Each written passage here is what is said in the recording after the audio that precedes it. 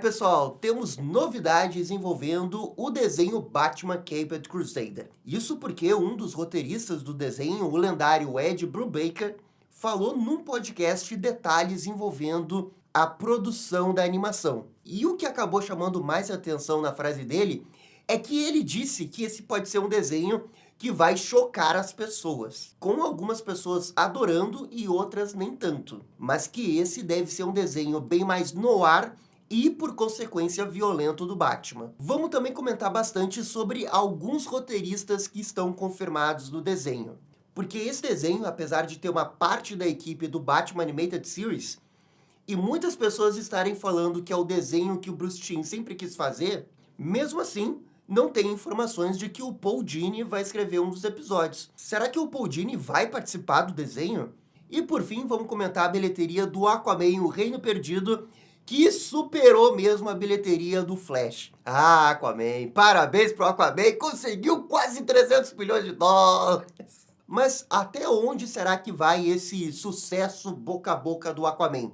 Enfim, vamos comentar tudo isso, roda a abertura e vamos lá.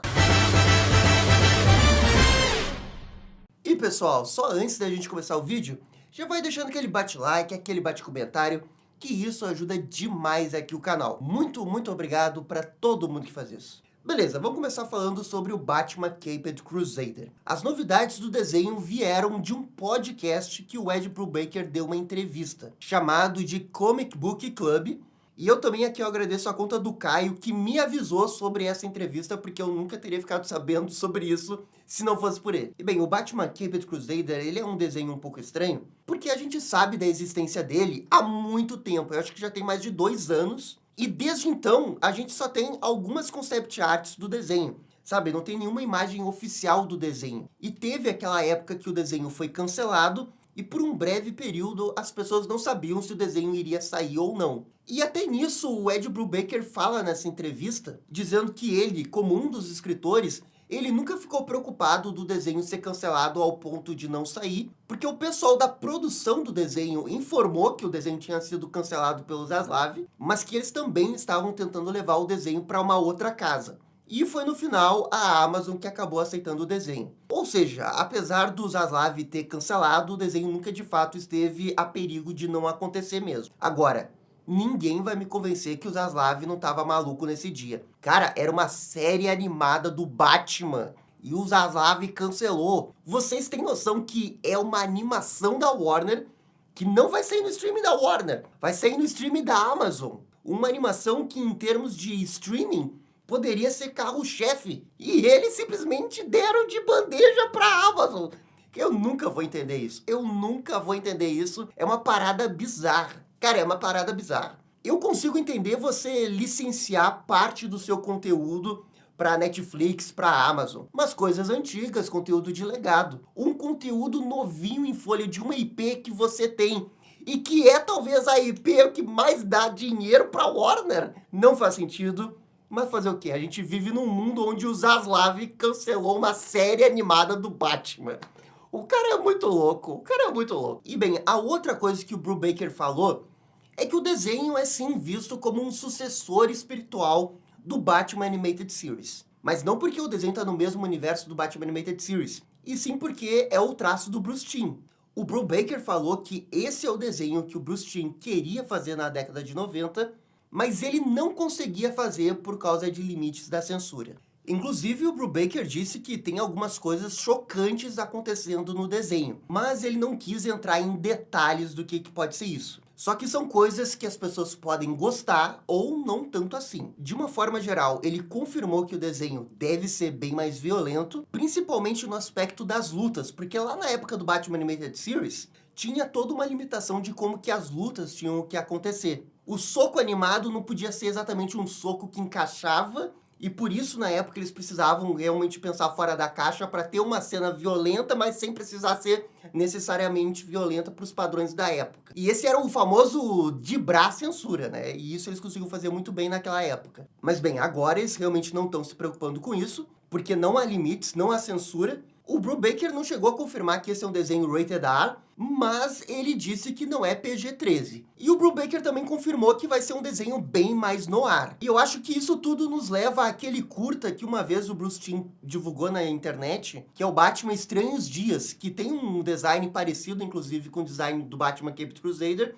e é um desenho todo em preto e branco, que tem uma vibe bem mais clássica de aventura do Batman. Eu tô achando que o Batman Caped Crusader vai se aproximar muito mais desse desenho do que propriamente o Batman Animated Series. No mais, o Brubaker confirmou que o segundo episódio da temporada vai ter a Renee Montoya e que foi escrito pelo Greg Rucka. E aí, claro, né, que a gente tá pensando num desenho sem censura do Batman, Greg Rucka, Renee Montoya, a gente já pensa lá daquela HQ do Central de Gotham, que tem uma história espetacular da Renee Montoya, envolvendo duas caras, uma relação ali que provavelmente nunca seria feita num desenho, e quem sabe até exista uma possibilidade de uma adaptação dessa história. Eu vi algumas pessoas na internet preocupadas de que, como é um desenho que o Bruce Timm não vai ter freios, isso pode levar o desenho a ter o pior lado do Bruce Timm. Porque tem algumas coisas do Bruce Timm que o pessoal não gosta tanto, principalmente no que envolve lá a relação da Batgirl com o Batman, na qual eu concordo era totalmente desnecessária, absolutamente desnecessária. Por sorte, na época do Batman Animated Series, eles nunca mostraram nada de fato. Era algo muito mais nas entrelinhas que você poderia entender como adulto. Como criança, eu acho que ninguém percebeu. Eu acho, pelo menos. Eu era criança naquela época e eu não percebia. Mas bem, o pessoal ficou bem preocupado que poderia ser muito violento, ter sexos, drogas e muito mais outras coisas. E olha, eu acho que nesse ponto eu não tô preocupado. Eu acho que eles não vão ir assim tão longe a querer mostrar alguns desses temas aí. Eu vejo, na verdade, esse negócio de ser um desenho sem censura do Bruce Timm como uma coisa muito mais positiva, no sentido de não ter restrição do que os escritores podem fazer. Porque esse é o ponto, o Bruce Timm não vai escrever nenhum episódio.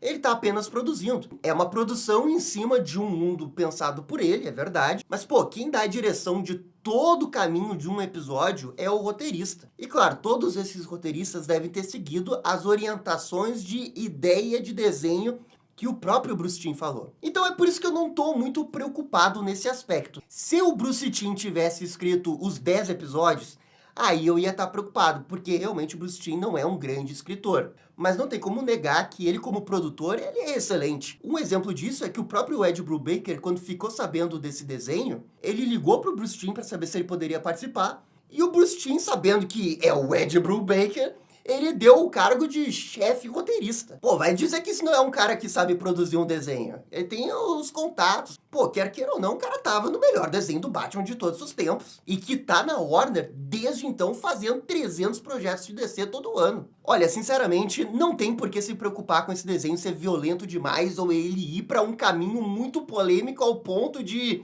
sei lá, dar alguma coisa errada com isso. Eu acho que não, eu acho que eles sabem o que eles estão fazendo. Não acho realmente que eles vão derrapar e tocar em temas sensíveis ao ponto de, sei lá, ter um relacionamento do Batman com a Batgirl no desenho e eles mostrarem, sei lá, eles se beijando. Depois daquela cena absurda da piada mortal lá que aparece a Batgirl com o Batman, eles aprenderam. Eles aprenderam que aquilo é um crime. Não dá pra fazer aquilo. Pelo menos eu espero que eles tenham aprendido. Eu tô tendo boa fé com essa equipe. Além disso, o Brubaker confirmou que a roteirista Hayley Gross, que é a mesma roteirista da série do Last of Us, é uma das pessoas que escreveu um dos episódios do desenho. E isso mostra, né, o quanto que essa sala de roteiristas desse desenho tá bem qualificada. Agora, eu achei uma coisa estranha, é que eu não consegui encontrar nenhuma confirmação de que o Paul Dini vai ser um dos roteiristas do desenho. Olha, eu pesquisei exaustivamente na internet para ver se eu achava alguma coisa e, tipo, não tem nenhuma fonte confiável dizendo que o Paul Dini vai participar do desenho. E olha, eu acho que ele não vai. E, cara, meio que caiu a ficha e eu pensei que,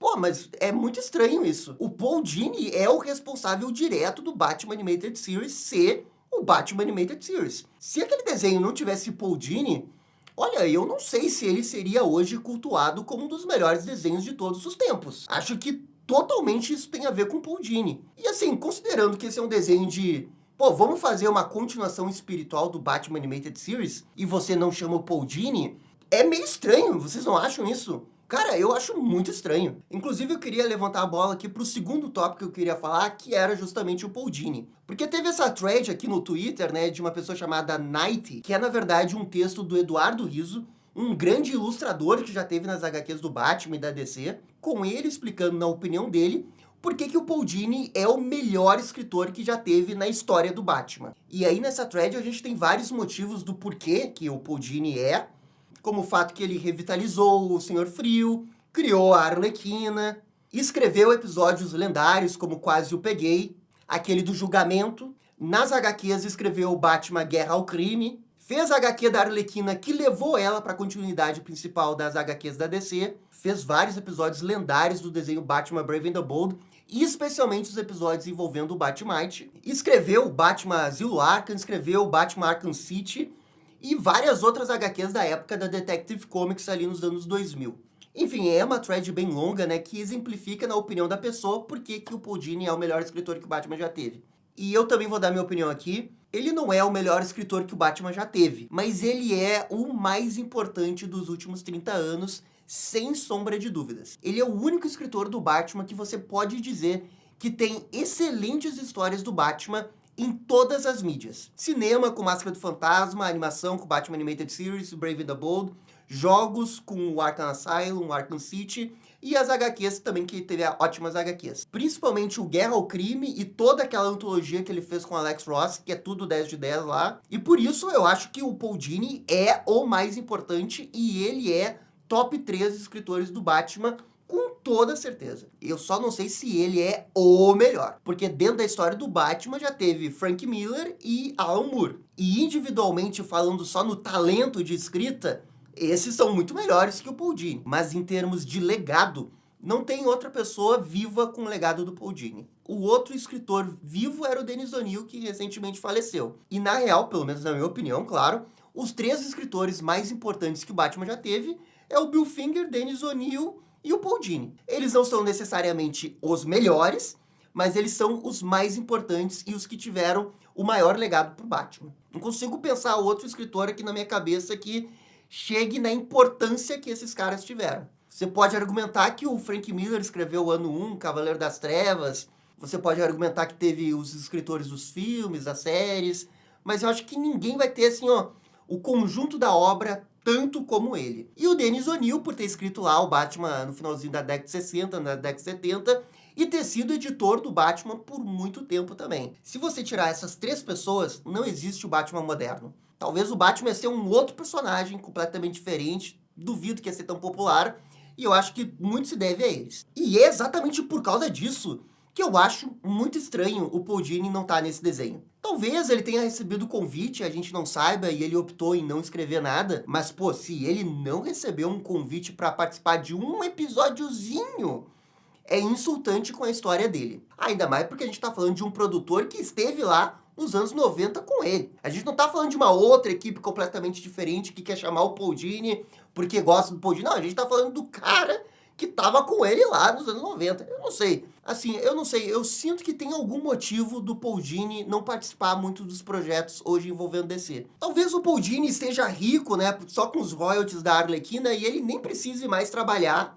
E ele só quer aproveitar a vida agora. E se é isso, tô feliz da vida com ele. O que ele tinha que fazer, ele já fez, ele não precisa fazer mais nada. Mas se ele quer continuar trabalhando e tem um desenho do Batman que, tipo, não tem censura, pode escrever o que ele quiser, eu não sei, eu tenho a sensação que ele iria querer participar e ele não tá lá. Tudo isso me faz duvidar do porquê que não chamaram ele. Mas enfim, o negócio é que a gente tem que esperar e ver se, ele não vai realmente participar, e 2, se não vão chamar ele para uma segunda temporada, né? Já que o desenho tem uma segunda temporada confirmada. Pois é, tem uma segunda temporada confirmada e a gente não tem nem trailer da primeira. Olha, toda a divulgação desse desenho é uma bagunça. Eu só quero ver logo esse desenho. Pô, que demora! Agora, por favor, comentem aí se vocês acham que o Paul Dini é um dos maiores escritores que o Batman já teve. Ou se não, o maior. E beleza, agora vamos falar da bilheteria do Aquaman e o Reino Perdido. A informação é que o filme do Aquaman chegou na bilheteria de 269,3 milhões de dólares. E ele vai passar hoje a bilheteria do Flash. Ou seja, o que o Flash levou 3 meses para conseguir, o filme do Aquaman conseguiu em 2, 3 semanas. O que realmente chama a atenção dos números do Aquaman é que na China ele conseguiu 50 milhões de dólares de bilheteria. E que inclusive vai passar os números do Aranhaverso. É um número bem longe comparado de quando o filme saiu em 2018, Porque assim, ó, é impossível repetir o fenômeno de 2018. Ele não vai fazer 1 bilhão no boca a boca agora. Porque se ele fosse fazer, ele ia estar com o dobro da bilheteria. Mas, pelo jeito, ele vai conseguir chegar aí, ó, 350, talvez até 400 milhões. Talvez chegando perto aí da bilheteria do Adão Negro. O que, é verdade, não evita o flop do filme, porque o filme custou mais de 200 milhões, ele teria que fazer uns 550 para se pagar. Não deve se pagar esse filme, só que ele conseguiu ser o primeiro dos filmes da DC. Nessa altura do campeonato que o DCU morreu, não vale nada. Mas eu acho que diz um pouco sobre o peso do ator que é o Jason Momoa.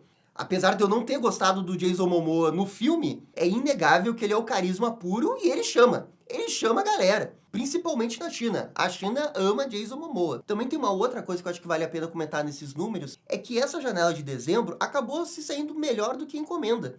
O Wonka da Warner, que era um filme que todo mundo falava que ia competir com o Aquaman, e é verdade, ele tá competindo ao mesmo tempo, mas ele conseguiu fazer 380 milhões.